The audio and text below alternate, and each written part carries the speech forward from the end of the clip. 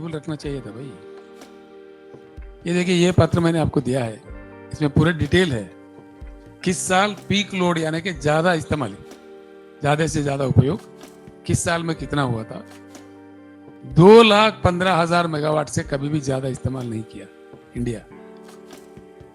Highest peak load of India was 2,15,888 megawatts.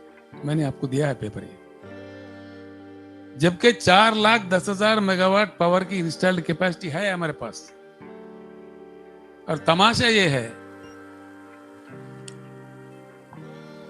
Parliament को government of India ने गुज़िश्ता parliament session में, दिसंबर जो session चला था, उसमें समाधान दिया है।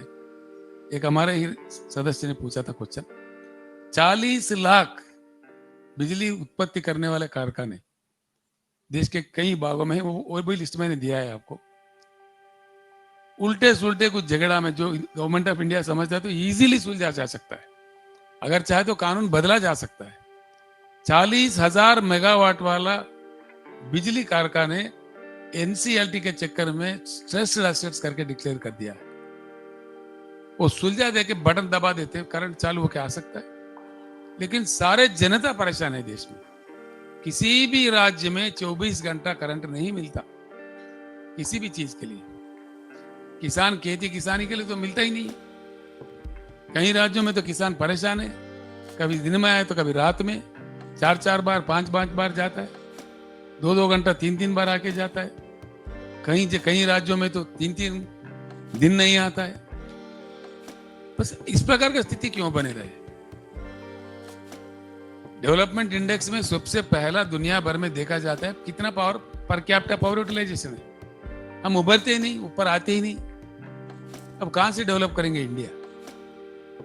लंबी लंबी भाषण, झूठी वादे, कहानियां, ये कब तक सुनते रहेंगे, कब तक चलेगा ये बात।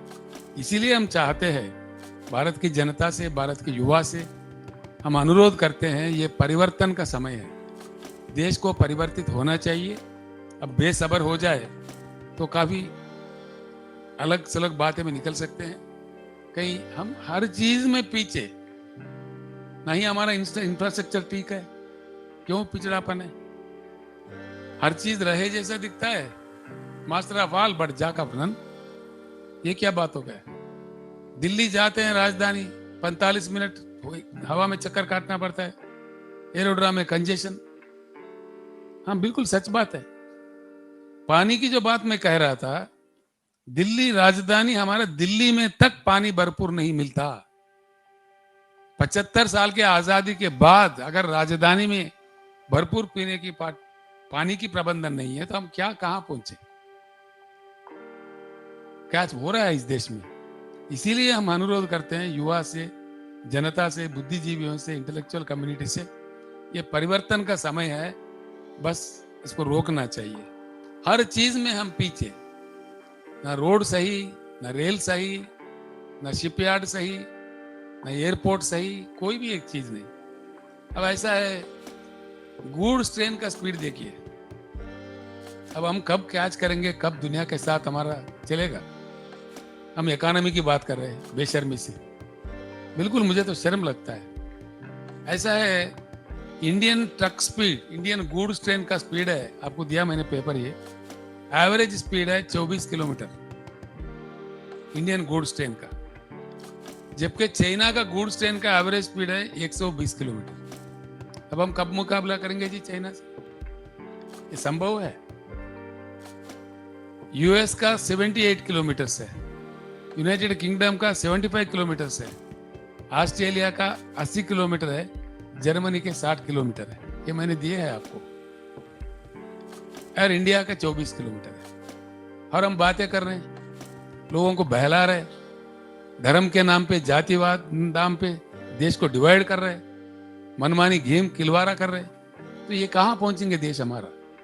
इसलिए हम चाहते हैं ये ऐसी हकीकतें देश के सामने आए और हमारे पत्रकार भाई ज्यादा मेहनत करें ऐसी चीजों को जनता के सामने रखने का। और परिवर्तन के लिए आप बहुत बड़ा योगदान कर सकते हैं, अगर आप चाहे तो करना भी चाहिए। Because you are the fourth state of the country.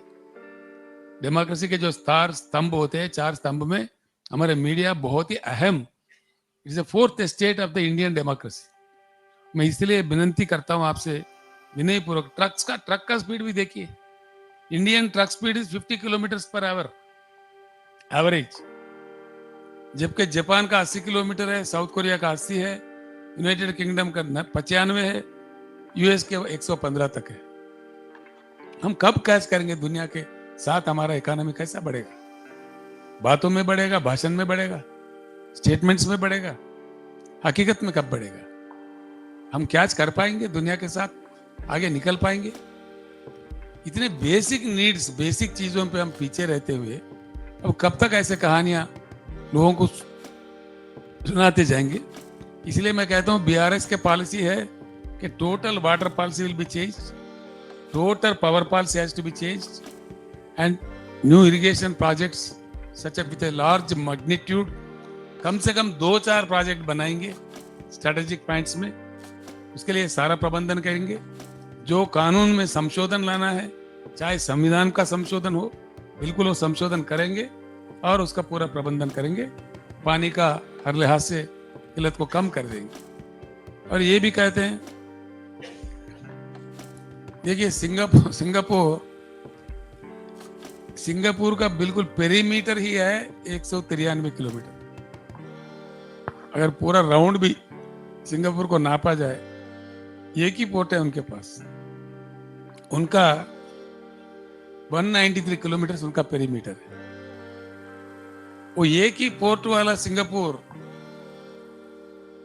37.3 million, मैंने ये भी दिया है आपको, कंटेनर्स हैंडल करता है।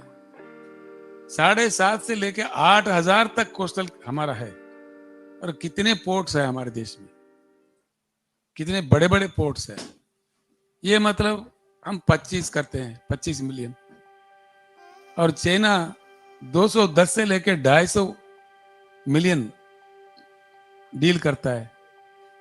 हम कितने पीछे हैं? हमारे एक्सपोर्ट्स क्या है, हमारे इंपोर्ट्स क्या है, हमारे पोर्ट्स क्या है?